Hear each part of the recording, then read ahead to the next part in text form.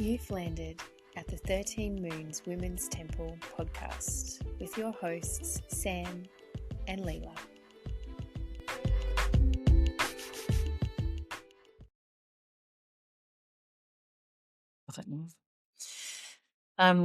So now we're going to spend the next half an hour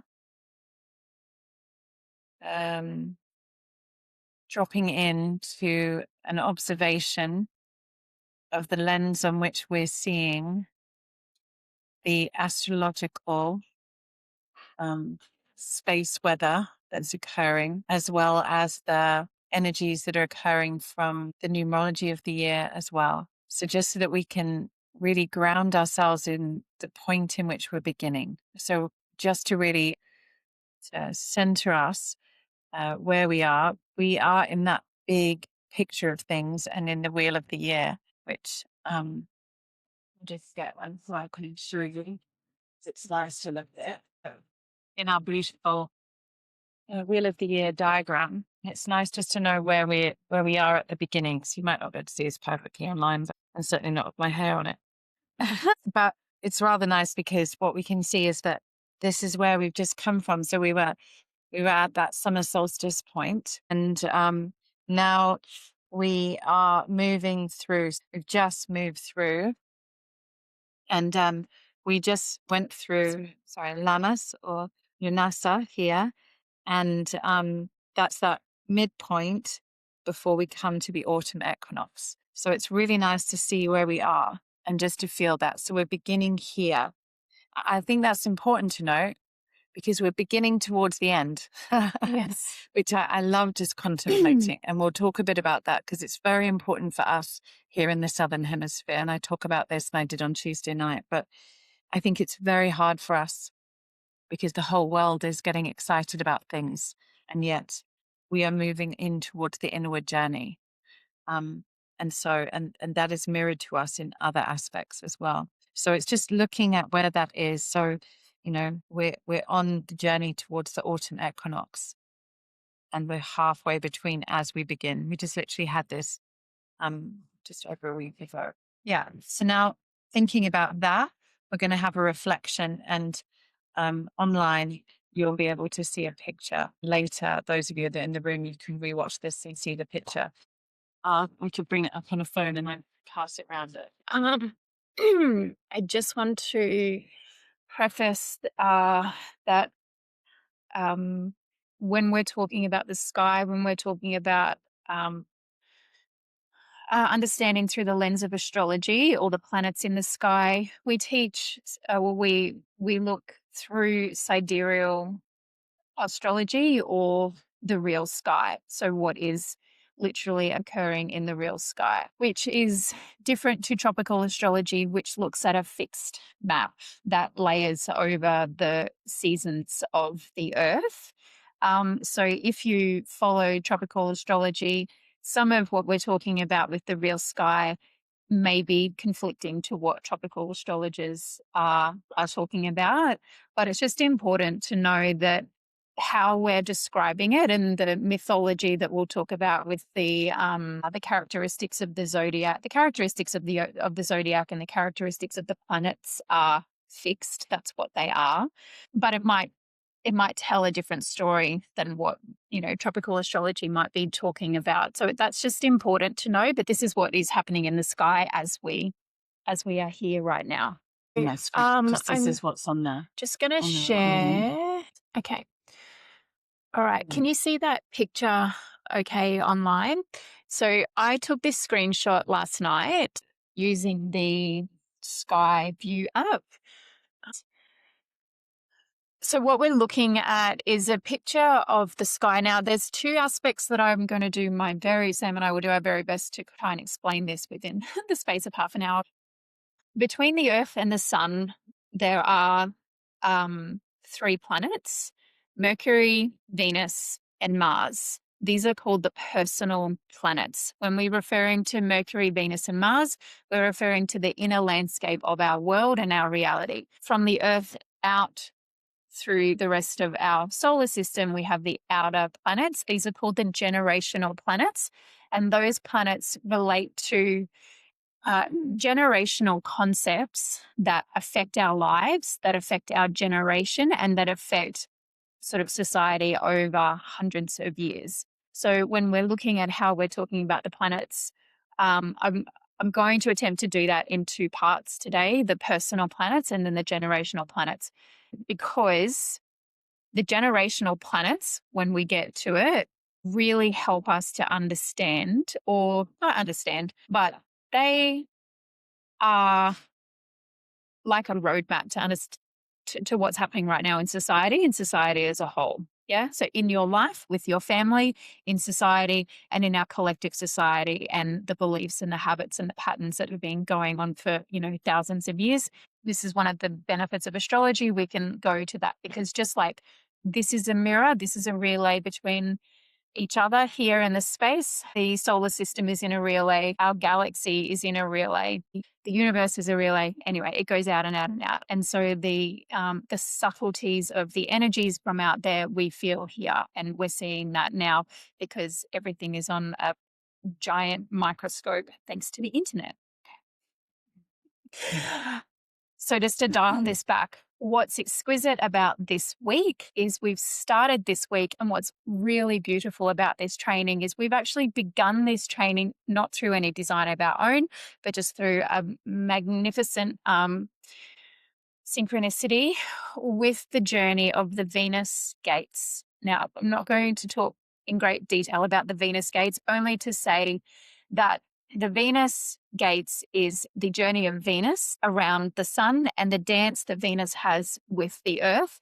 And what has been observed over thousands of years is as Venus traverses the sky, it makes a flower symbol around, and it's a sacred geometric flower symbol. And it means, and what that has related to in the sacred teachings and the mystery schools of the divine feminine is Venus literally helps us to understand and connect with the divine feminine principles of the universe, which is there are seasons and cycles to everything. That is the divine feminine principle. So the fact that our training has the first Venus gateway, a Venus gateway occurs when the crescent moon is next to Venus in the evening sky. That's called the evening star, and the gateways of the evening star. And then Venus will disappear under the horizon or disappear in the light of the sun and will return as the morning star. And then when we see the crescent moon with Venus in the morning star, these create more gateways. Each gateway is an activation of the chakras. The first gateway of the evening star phase was on Tuesday this week, and it's activated the base chakra. Now, each month, each new moon phase, we're going to be journeying up the chakras, and that is going to coincide with our entire training all the way up to the crown chakra and then the soul star. We have started at the base chakra this week, and we will complete at the soul star. So that is just magnificent, and we're going to talk a lot more about that as the year goes on to help you to understand what they are. There's a lot of mythology there, but it's a really beautiful, and I just love that. I only actually realized that last night. I was like, oh wow, isn't this magical? And Cass, I liked what you said, like when with the lizard that's outside, it's like that powerful mother energy. Like, yeah, we're right there in that. So that's and what's important to note by that is that we're, with the evening star, and so it's rising, and that's exactly it's an awakening. It's actually the remembering. It's coming back with the true gifts, and that's the big important aspect. Sorry, in questions. But what happened on Tuesday? Is it likely that could have made someone very sick? no. Or is it some sort of... There's so much else going on. Let's continue and think Right. about it as we keep going. So there was the annular solar eclipse. I don't think we could see it in Australia. It was a northern hemisphere view. At 10 o'clock on the Tuesday night. Yes. Mm-hmm. So the annular means that the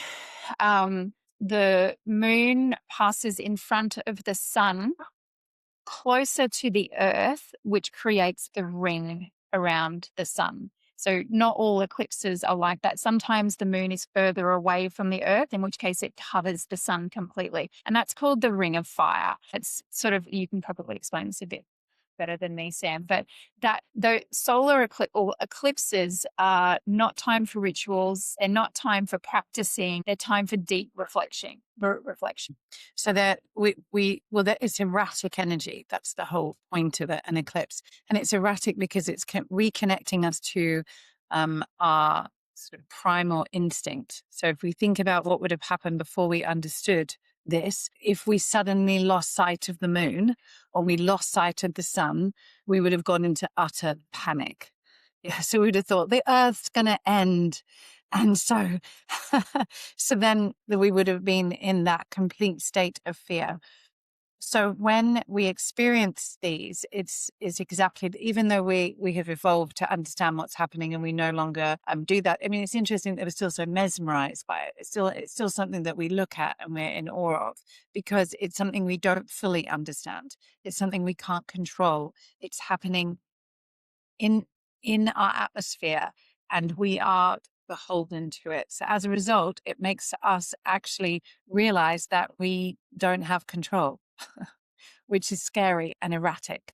So it brings erratic energy. And it's almost like with an eclipse, when the light is covered, if you cover something and if there's a rock outside and then it's been there for a while, when you lift it up, all the creepy crawlies come out, all the stuff you think you don't want to see. That's what eclipses do. They tend to show you things that we've kept hidden. With this particular one, the way I understand it and the way I feel it is this is actually an opportunity with that ring of fire to sort of cleanse the psyche. So it's the opportunity to burn out through the psyche. So that means what I'm talking about here is the subconscious mind, the stuff that you're not even sure it's still playing out.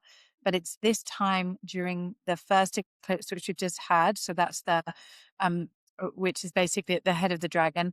And then we're going to have the full moon eclipse, and that will be the tail. And during that journey, it's going to show us what we want to have cleared from our subconscious mind. So they're very powerful, but not times for us to try and control because we actually feel quite helpless.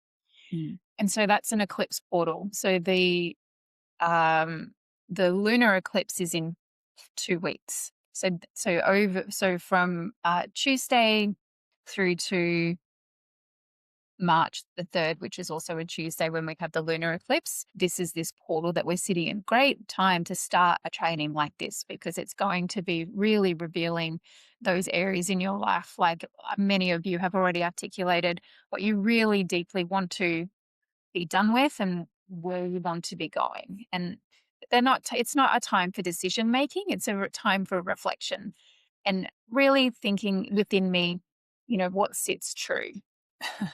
Or I was going to say, it's not a time for your decision making, but the decisions will be made. Yeah. Like it's kind of that, yeah. And they may not be anything of what you had anticipated. So I think it's a time of deep trust. It's a time to be able to be in a state of deep trust and openness to observing what's occurring.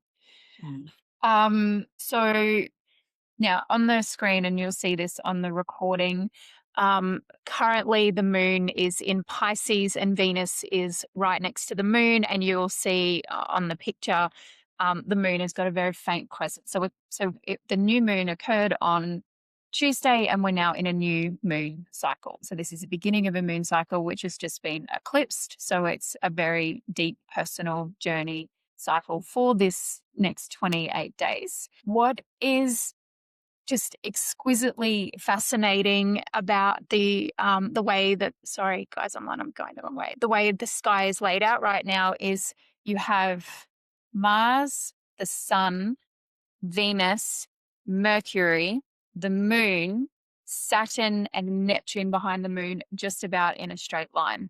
And they are all lined up in a parade through Aquarius and into Pisces. So Capricorn, Pisces, and Aquarius are like the grandparents of the zodiac.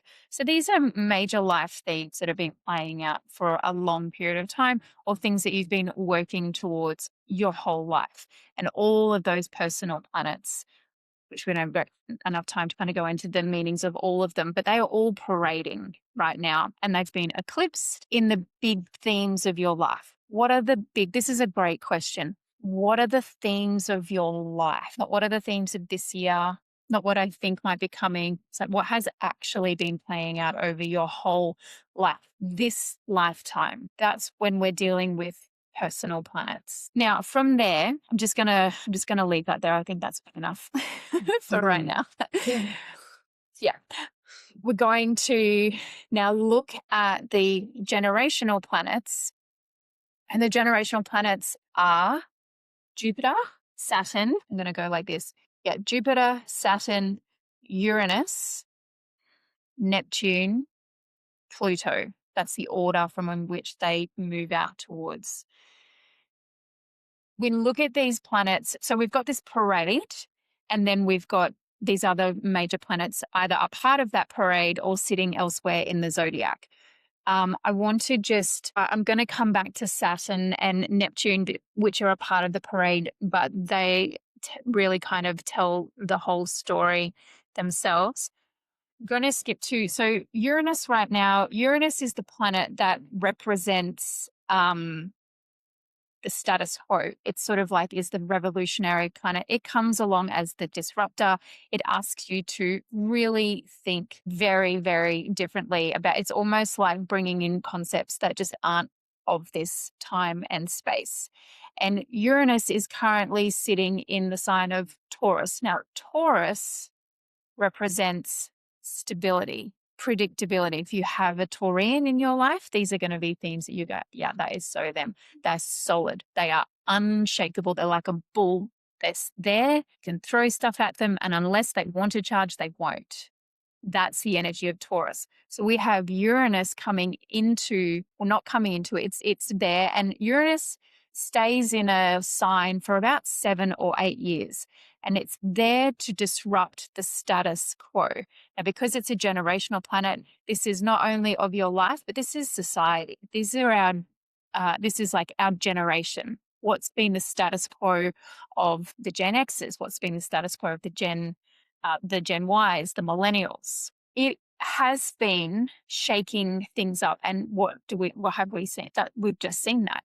Like everything is upside down. It's just been like the table. Uranus has just come in, just like I see how we've been doing things for the last 120 years since the Industrial Revolution. We're not doing it like that. And it's just been tipping the tables over.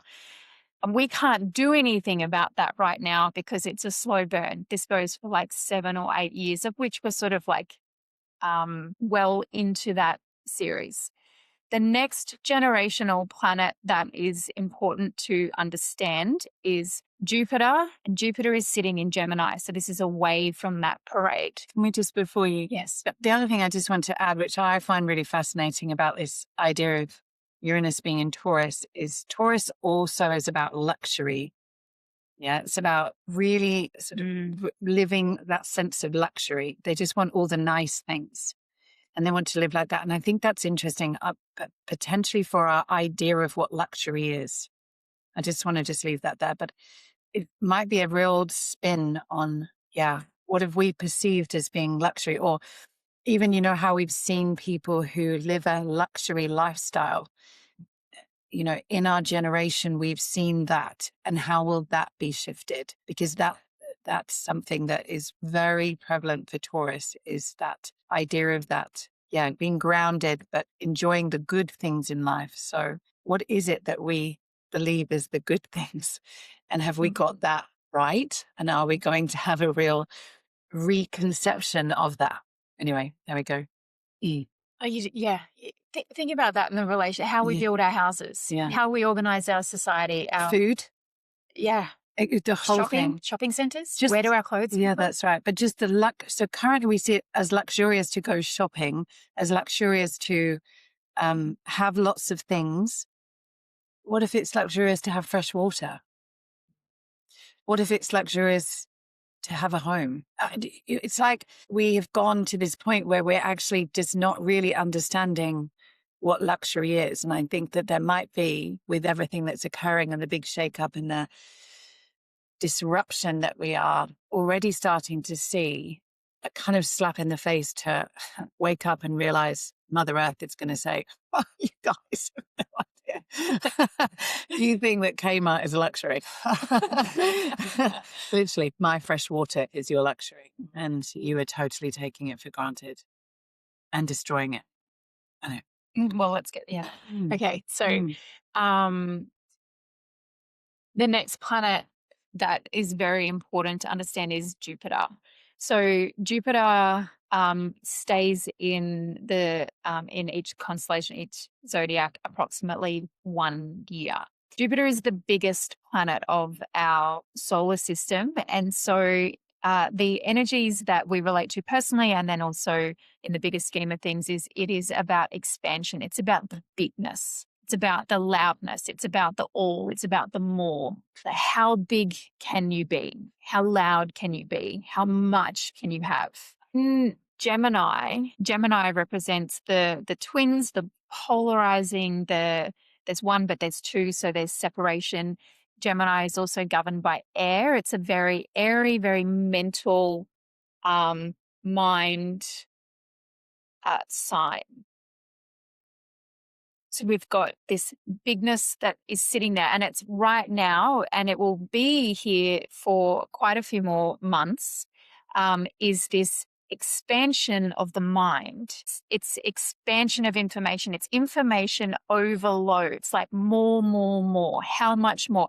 You just sit on your phone with, or you can just do it on Instagram now, but it was TikTok. You cannot get to the end. More just keeps coming. YouTube just keeps coming, just keeps coming. And what happens when we stay in that looking for more, wanting more, seeking for more, we have as a society really fallen into that trap of there's not enough information. I need to know more. I don't know enough. How much more can I have? How much? And the question is, how much more do you actually need? Well, also going back to the Ekamai, could you actually let it all go? And then this thing that comes to me when I think about this, especially with the idea of these twins, is the mind. It's like you've got to see that the noise on the external is a reflection of the internal. So all we experience in the external is what is occurring within us. That's all that's it. So simple and yet not. So if the mind is noisy, and the twins and Jupiter being in there and you speaking like this is making me think of the noise of the two voices. I mean, there are more voices, but the two voices that are endlessly competing, telling us we should do this, we should do that, we should do this. I don't know enough. I do know enough. Da, da, da, da. Do you know what I mean? And someone was talking about, the conflict of I do this, but I want to be this. I do that. So that there is then occurring outside. And so for me, I'm just like, so that's just like a massive mind fuck. It is. Yeah. We're in it. You're in it. We can't get out of it. So you need to see it. And Gemini also represents society. It's the two. So we're just, it's me and society. It's you and society. It's just the noise. Not only do we have our local society, but because we're predominantly, I'm just going to generalize this, plugged into the internet, we have the noise of the world. And the world is very noisy right now. One of the key aspects that comes up when Jupiter sits in Gemini is the debating of the information. It's the narratives. Whose narrative are you listening to? Who is saying what? It doesn't even matter who or why they're saying it. It's being said. Just my brain right now, I just cannot help to go to what's happening in the Trump administration and just the narratives. And they're just saying what they want you to hear, irrespective of what the reality is. Like when you follow that narrative, we are so far away from what is actually going on. And that's kind of what that administration wants. They're like, what can we throw at you to distract you? What can we tell you? What information can we give you that's going to make you look over here and not look over here? You need to be really aware of this. And it just is profound to me that this plays out in the sky. And it really is. So it's not just in that sort of distraction model, but it's the model of where am I placing my attention? So is the other, does the other know more? Does the other twin know more than I do? The other is me, but I'm trusting the other. And then what keeps happening currently for us is we're seeing with the revelations that are coming out. The people that we previously thought were ones that we might want to trust are now not trustworthy. Now, this is, no one is surprised by this. This has happened forever. We're consistently being shown that people who generally are placed on a pedestal will fall. So why do we keep consistently handing our power over? And that's a very interesting aspect of this, Jupiter being in Gemini, that consistent idea that the other knows more than me, that the other is better at managing myself than I am, rather than coming back to being in this sense of knowing our sovereignty, being sovereign of ourselves, knowing that, yeah, sure, we could go and ask for advice, but we don't have to take it on. And are we discerning in where we get that advice from? Because right now, it's exactly as Leila said, there's so much noise. I mean, God, it's actually boring talking about space weather and astrology because so many people are talking about it. It's so confusing. I said that to Leila last night. I was going, let's talk about the space weather, which is so confusing now. And I feel like I've never been more clear in my mind about what I want to follow.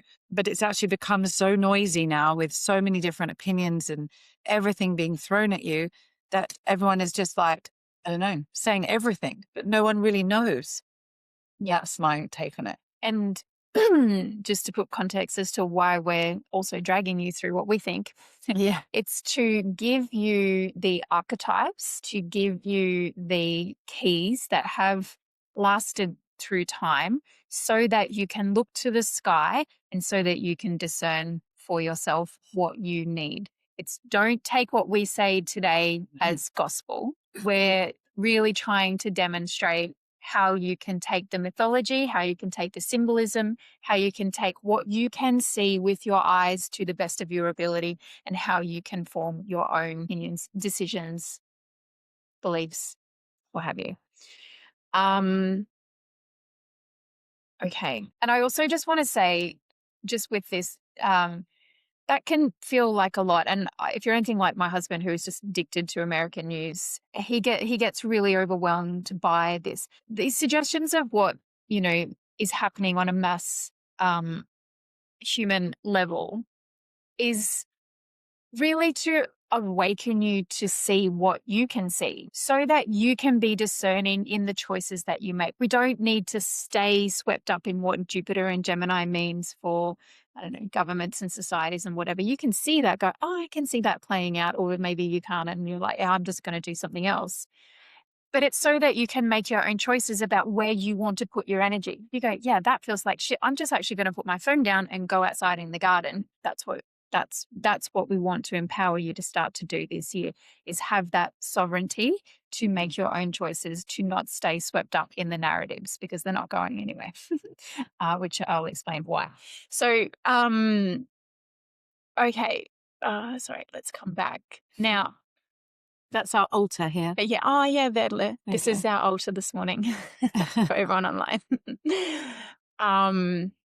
So those are the planets that are out of the parade. If we come back to the planetary parade, so you'll see online on the screen here, we have Pluto all the way down the bottom, and then we come up through Mars, the Sun, Venus, Mercury, the Moon, and then just adjacent to the Moon is Neptune and Saturn. Neptune and Saturn and the Moon are currently sitting in the sign of Pisces, and Venus is sort of just off of that as well. And this is important to note. They're literally over top of one another. So Saturn is in front, and last night Neptune was hiding behind Saturn, but they're just starting to very slowly drift apart. So you can actually now see Neptune behind. That is called that's a conjunction. And when that sort of planetary overlap happens, it means that there is a direct relationship and a direct cause and effect to really pay attention to happening in the sign of Pisces. And this Saturn will be in Pisces for 4 years, and Neptune will traverse across Pisces over the course of 15 years. So these themes, again, are a slow burn theme. Neptune represents dreams, illusions, spirituality, transcendence, escapism. And in the water sign of Pisces, it's where we can really experience confusion, misinformation. We can go into addiction, the addiction of scrolling, the misinformation of what's going on there. What's the illusion? Can you see through the illusion of the narrative? Like it's all there. There's also an element of fantasy and what's happening with digital technologies, virtual reality, AI. What picture is real? What picture is not real? Would I prefer to stay in the fantasy of what's not real? Oh, I got sent this video of Britney Spears and Britney's back, and it's so nearly like it's her, but it's completely AI done. But it's like the Britney Spears that we knew from our childhood is back. These are the fantasies that we are on the precipice of being completely sucked into, of being true when they're not. And that's very important. Now, the other aspect of Neptune residing in Pisces for 15 years is there is a dissolving of old belief systems. So a belief system is a structure that is set and that through the participation of everyone who believes in it makes it real. When you've got Neptune who is really about representing fantasy, really about representing dreams and illusion, there is a disruption there. And the disruption of the belief systems, I think, is really, really real. What have we, the age of the guru is over. Yeah. The age of masculine over feminine is over. The age of our education systems, over. Yeah. The age of the post-industrial revolution, over. Just look how people went to work. Look how young people are, it's a whole shift already. Our analog way of life, over. Mm. These are all systems that we believed in that carried us. They served their purpose. Now it's over. But we can't just flick to the new system. But this is where it's so fascinating to me. You've got Neptune there, but you've got Saturn right over top of it. And you can't see Neptune because Saturn is over top of it. Now, Saturn is the polar opposite to Neptune. Saturn represents structure, responsibility, discipline, boundaries. And so where it's sitting here in this dreamy, watery sign, having this sort of interaction with Neptune, Saturn there is saying it's time for the dreams to end. It's time for these systems to end. It's time for the structure that has served its purpose, no longer is serving, to fall, to come to an end. It's sort of like that call to action. It's time to wake up. Like it's time to wake up out of the dream. And so as these two planets continue to move, and they're going to be here for the entire of this training, traversing this space, we are going to be able to experience what is it that we are waking up from? What is it that society is waking up from? What is it as a global community of humans that we now are? What are we all waking up from? And that is a massive, massive thing. And it's asking us as individuals, but as communities, to really recognize what beliefs actually work and what will help. What do we need to move through? Sovereignty being in the 10-year is the answer. An answer we would probably propose. And lastly, we have Pluto, who is sitting outside of Capricorn. Let me see if I have this. I think I do. So it's all the way. I thought I did take a photo of it. Anyway, sorry, that's that's my daughter. I'll just bring up the one where it's on the screen. So it's down here. Pluto is, so there's debate in between sidereal astrologers. Well, it's not debate, it just is what it is. Tropical astrologers will place, in tropical astrology, Pluto is resting in Aquarius, and there's a whole school of thought around Pluto in Aquarius. And that's completely fine in the tropical astrology matrix. And many of us, kind of still have relationships or teach or practice tropical astrology. In the real sky, where we're looking at Pluto, it's it's been retrograding, which means it's been moving in and out of Capricorn on a very slow journey towards Aquarius. Pluto's precession around the sun is about 254 years. So it is like the great grandparent. If your great grandparents were still around today, what stories would they be telling you? How would they see what society, what the world would be like now? So much of this would be foreign, but so much of their wisdom and the wisdom of the lineage and the presence of the fact that what has once been has been, what is coming, but everything in between doesn't really matter because we're just constantly living in the present moment. But these archetypes help us to reflect on history, what has shaped history. And in the sign of Capricorn, moving towards, over the next 200 or so years, moving towards Aquarius, we are really looking at the deep structural transformation of our society. Kundalini Yoga was introduced as well within the dawning of the age of Aquarius. And I feel like the journey of Pluto is the journey where we move through these massive generational shifts, moving from that structure, the trust. Capricorn is very grounded. It's very strategic in the way it wants to get to the top of something, but it's also deeply mystical because it's a sea goat. So it's that mystical, hidden, unknown aspects of our culture, our society, what has been lost, what's buried deep the bottom of the ocean that we don't know about because the records of time have been distorted or lost. Where are we going? And as we are looking towards the age of Aquarius, we're moving to become, some form of more advanced civilization than what we previously have been.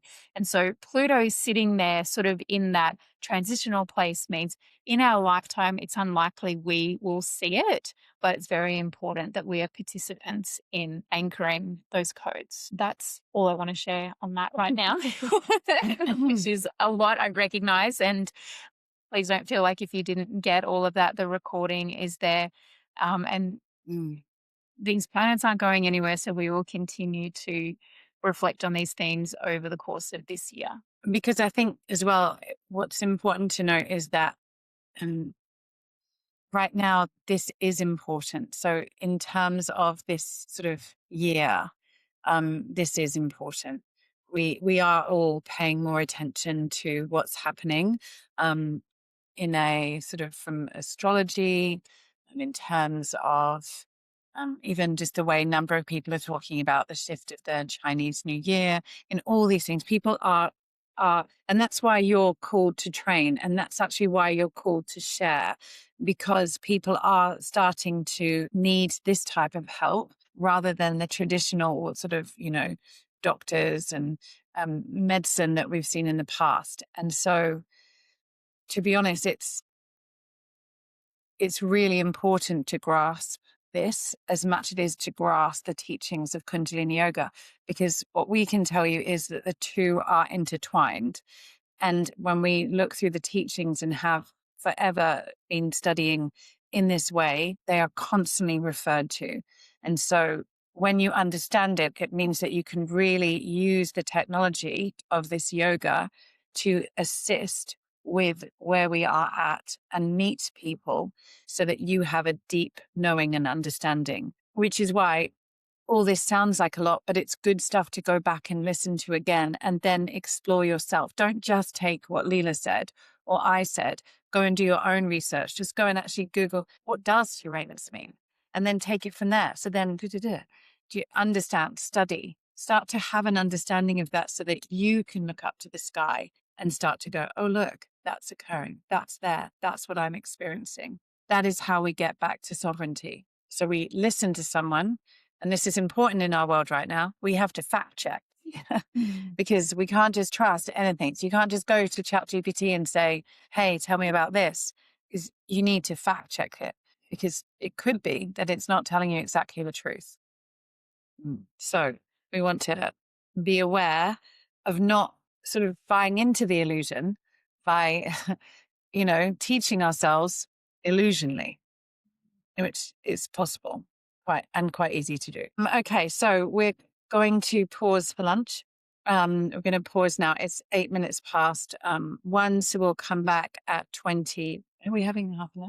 Yeah, we're having half an hour, which I know isn't long, but there's lots of places close by. So enjoy your lunch. Just take care when you go out. If you're going out at home, be careful if you're going into your homes, because other people in your home are not experiencing the same container that we're in. So let's be mindful of each other and our own energies and the energies of others. We'll just rub the palms together again, or take a nice deep breath in and exhale. And we'll just close with a long sat and a short na. We inhale to begin.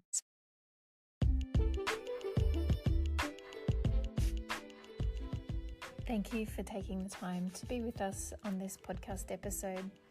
These are sound bites and conversations about things we think are important to support the collective ascension towards more love, acceptance, hope, and harmony on the planet Earth. Together we can continue to support each other through conversations that need to be held. If you've enjoyed this episode, please do share it with your people. We would love it if you subscribe to our channel and even rate the podcast if you feel called to. You can also find us and follow us on Instagram, Facebook, YouTube and Spotify just by searching the 13 Moons Women's Temple.